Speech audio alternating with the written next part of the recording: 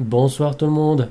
Aujourd'hui, je vous propose un petit tutoriel qui va vous permettre de gagner en détail dans certaines parties de vos photos.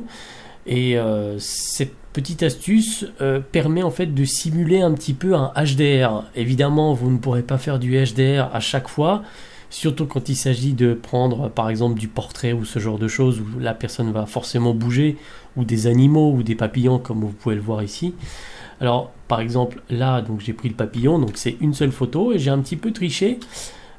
J'ai créé en fait deux trois calques que je vous montrerai tout à l'heure qui permettent de gagner du détail en fait. Donc voilà ce que ça donne. Donc là évidemment c'est sur une petite partie, donc ça permet vraiment de localiser où vous voulez le faire, non pas sur toute la photo parce que c'est pas vraiment intéressant, mais seulement sur certains détails. Donc là on voit bien que les yeux du papillon ressortent un petit peu mieux. Et j'ai appliqué en fait grâce au masque ce petit détail ici sur la plante, un petit peu donc sur les ailes du papillon, etc. Donc je vais vous montrer comment réaliser ce genre de choses avec deux techniques, une très simple et une autre un petit peu plus complexe dans le sens où il faut juste faire les choses dans l'ordre, mais vous allez voir c'est très simple d'utilisation. Alors, on va commencer tout de suite par exemple par le papillon, hein. Je vais jeter ce que j'ai fait. Donc je vais vous donner toutes les photos que vous allez voir aujourd'hui. Ce ne sont pas forcément des photos de super grande qualité, mais ça suffira largement pour faire vos essais. Donc, première petite astuce, c'est que je vais utiliser le passe-haut. Alors, vous connaissez peut-être. Et bien, si vous connaissez, c'est parfait. Vous allez l'utiliser, on va dire, d'une autre manière. Donc là, par exemple, j'ai dupliqué mon calque.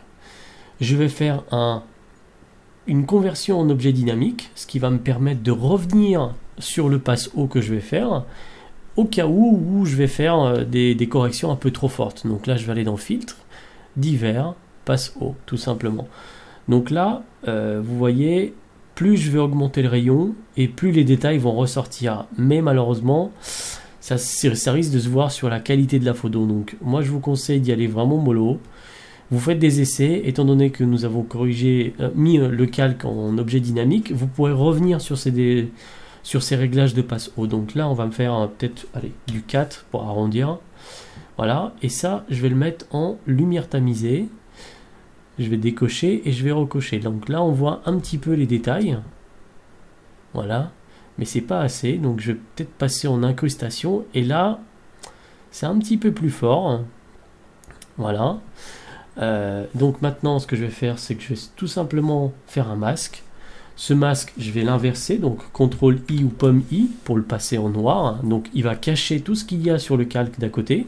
Et maintenant je vais tout simplement prendre le pinceau que je vais adapter à la taille que j'ai envie d'utiliser ici.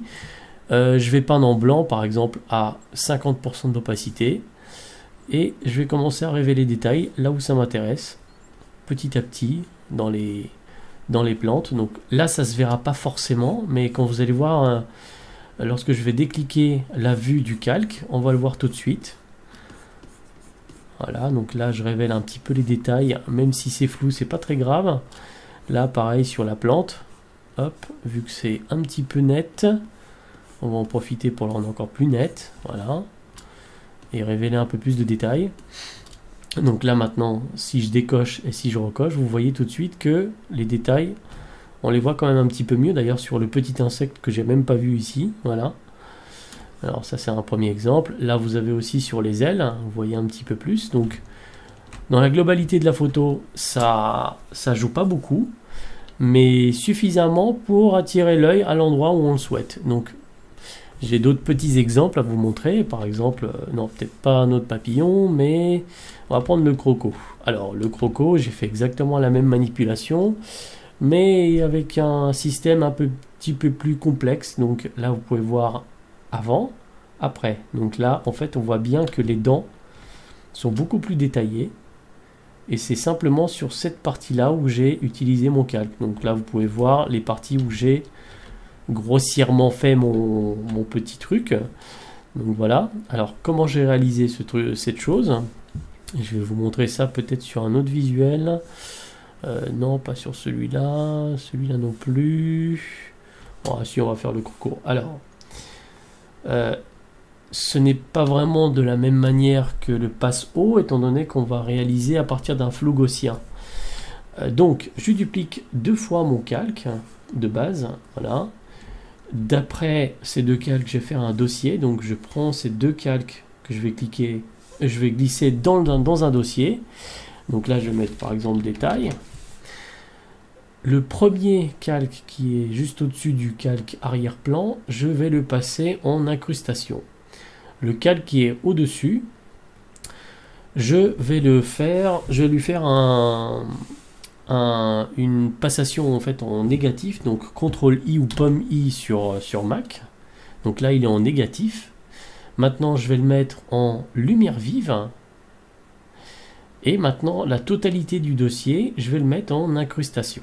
Alors vous allez me dire, ça n'a strictement rien changé. Oui, c'est vrai. Mais maintenant, je vais prendre ce calque-là qui est en négatif, je vais le mettre en convertir en objet dynamique. Et maintenant, je vais aller dans flou. Flou gaussien, hop. Et voilà. Et là maintenant, quand je vais bouger mon curseur, vous allez voir les détails qui vont apparaître de plus en plus, jusqu'à pratiquement être complètement exagéré.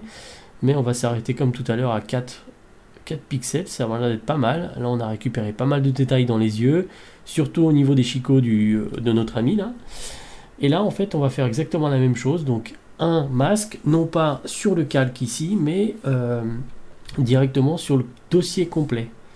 Donc là je fais un masque sur le dossier complet, pareil je vais faire intervertir, donc CTRL I ou pomme I sur Mac. Voilà, donc je cache ce qu'il y a dans ce dossier. Je vais prendre mon petit pinceau et je vais commencer à peindre, par exemple, à allez, 50% ou 75% dans les parties qui m'intéressent. Donc là, vous voyez tout de suite, on voit les détails qui apparaissent un petit peu plus grâce à la petite technique. Donc il ne faut pas non plus exagérer sur cette petite technique. Surtout sur la totalité de la photo, ça sert à rien.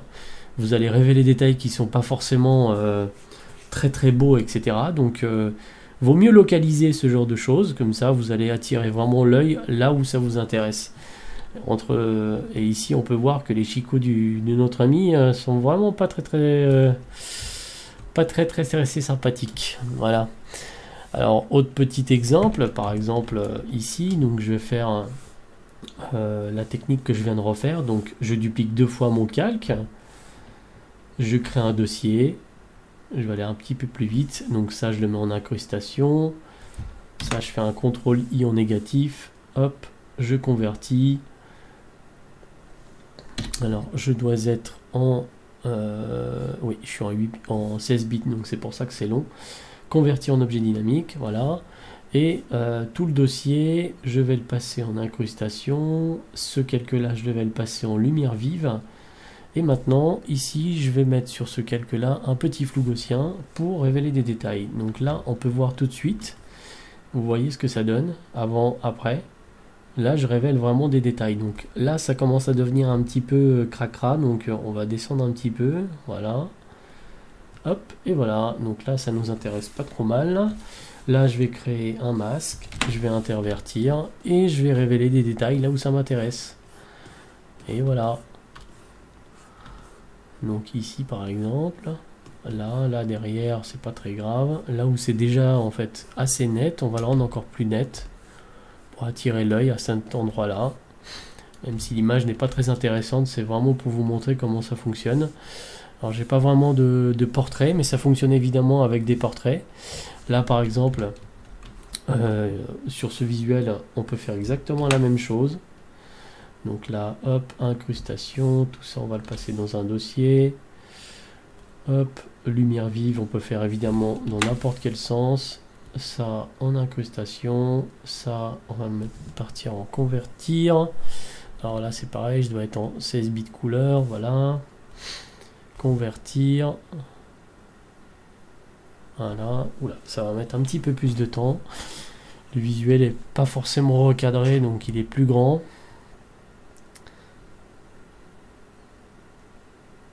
Bon. Toc, c'est pas grave, on va faire sans la conversion dynamique pour aller plus vite, et voilà. Donc là vous voyez, je révèle beaucoup plus les détails des herbes ici, sans forcément exagérer parce qu'après ça se voit et ça va nous créer un espèce de contour et c'est pas forcément ce qu'il y a de plus esthétique sur une photo. Surtout quand vous appliquez par exemple du HDR sur la totalité d'une photo, c'est pas très beau des fois. Ça révèle des détails qu'on n'a pas forcément envie de voir et qui donnent un petit peu moins envie. Donc voilà, hop, là je vais prendre le pinceau et je vais révéler les détails là où ça m'intéresse. Voilà, sur la partie où j'ai fait ma mise au point. Voilà, donc là, vous voyez avant, après, là on voit bien les détails qui sont ressortis. Voilà, donc évidemment ça fonctionne exactement de la même manière avec Passe Haut, c'est la petite technique que je vous ai montré au début de la vidéo. Et c'est quelque chose que vous pouvez utiliser évidemment de la même manière. Donc là pareil, par exemple je vais faire du Passe Haut, hop, on va convertir ce visuel, convertir en objet dynamique. On va lui appliquer un petit divers Passe Haut. Donc là pareil, on va peut-être aller à 5. Faut pas non plus en abuser, hein, bien sûr. Je vais pas arrêter de le rappeler. Donc ici, hop, on va créer un masque. On va inverser le masque. Et là maintenant, on va révéler les détails directement dans le visuel. Alors, hop. Alors, qu'est-ce que j'ai fait? Ah oui, j'ai oublié de le mettre en incrustation. Voilà, donc ici, je vais peindre. Et je vais révéler les détails seulement sur le train, étant donné que l'arrière-plan nous intéresse vraiment pas. Hop, ici, là sur le train-train, là sur cette partie-là, même si c'est flou, c'est pas très grave. Voilà. Et à l'arrière-plan, on n'y touche pas. Et voilà ce que ça donne. Donc avant, après, on voit bien les détails ici, par exemple, même sur